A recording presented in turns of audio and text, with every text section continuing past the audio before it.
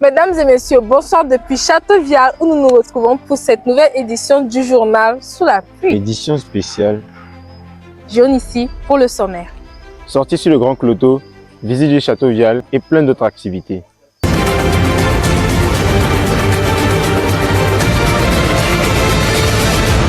Journée très spéciale qui débuta à 6 h du matin avec la prière matinale du staff, suivie du réveil des participants à 6 h 30.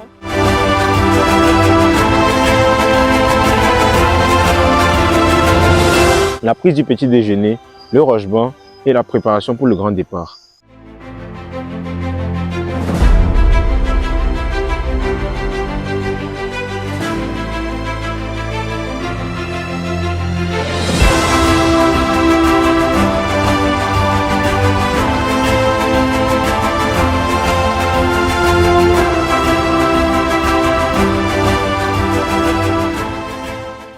Départ pour notre première destination qui se trouvait à Kumakonda, plus précisément à l'hôtel Le Campement de Cloto.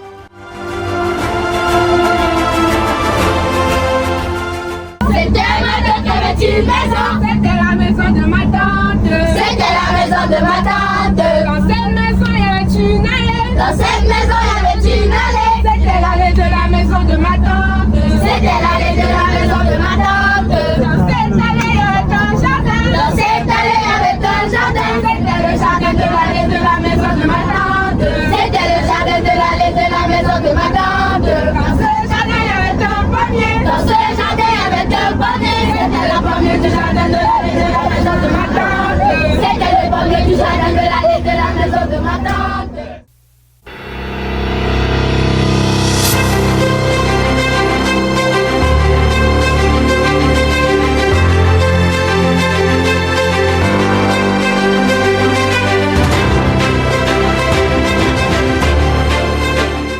Nous avons eu une matinée riche en louanges avec un temps d'enseignement dirigé par tonton Jean-Luc autour du thème « L'amitié avec Dieu ».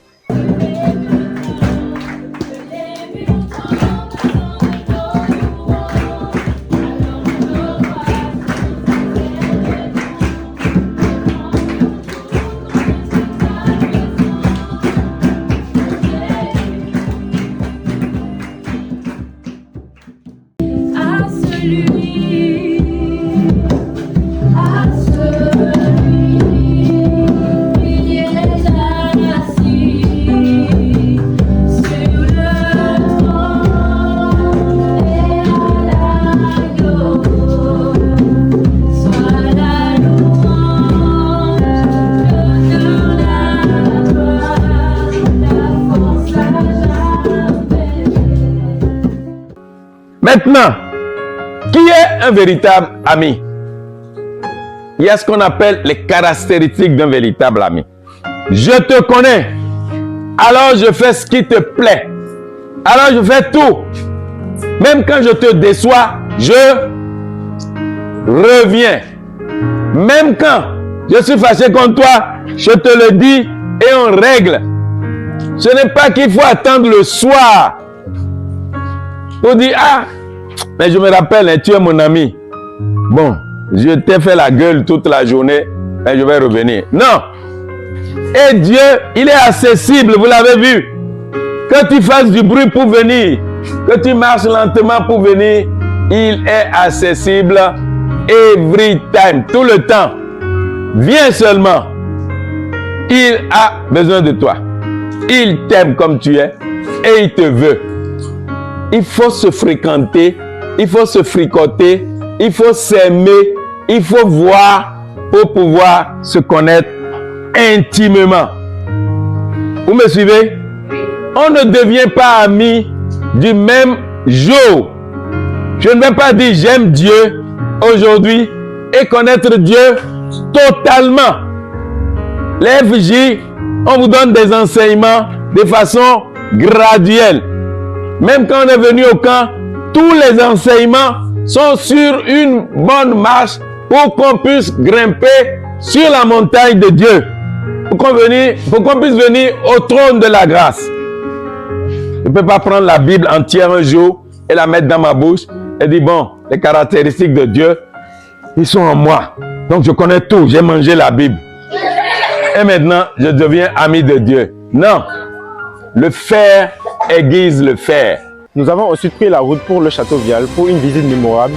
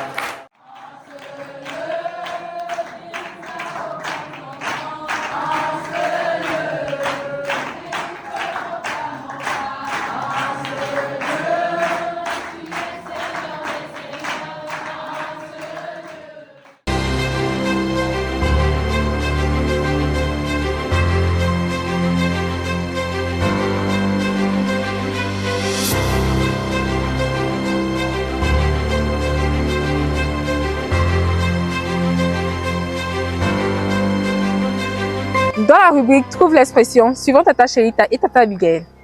Joël, ça va? Ça va très bien. Comment tu passes la journée? Ça se passe bien. J'ai une question à te poser. Oui. Est-ce que tu sais ce que signifie « ce n'est pas ma tasse de thé » ?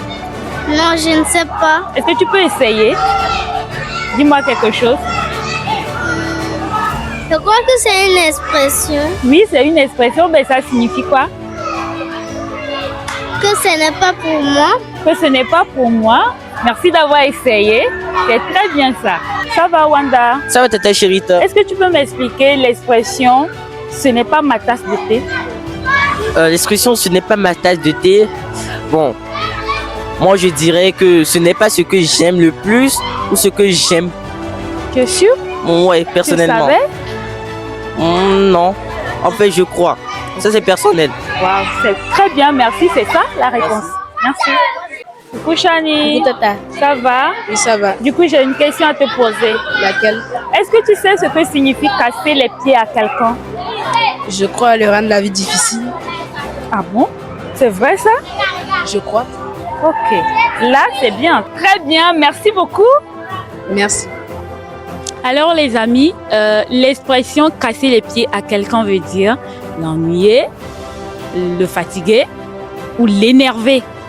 Alors, Au revoir les amis, merci beaucoup à vous. Bye. Hello, alors là je suis avec Auria. Comment tu vas ma chérie? Je vais très bien, Tata. Ça va ta journée?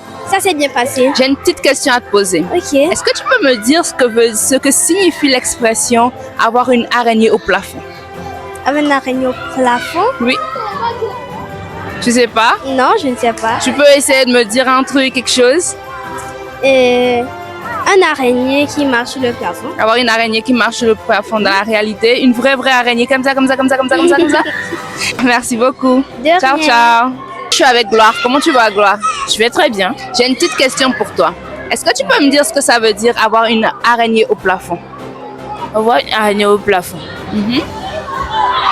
Bon, personnellement, j'ai déjà entendu la phrase, mais je sais pas ce que ça veut dire. Quand tu as entendu, là, c'était dans quel contexte? Genre, ça a réveillé quoi dans ta tête? C'était un peu comme une devinette ou bien quelque chose du genre. Donc, tu sais vraiment pas ce que ça veut dire. Mais c'est un truc, dis-moi.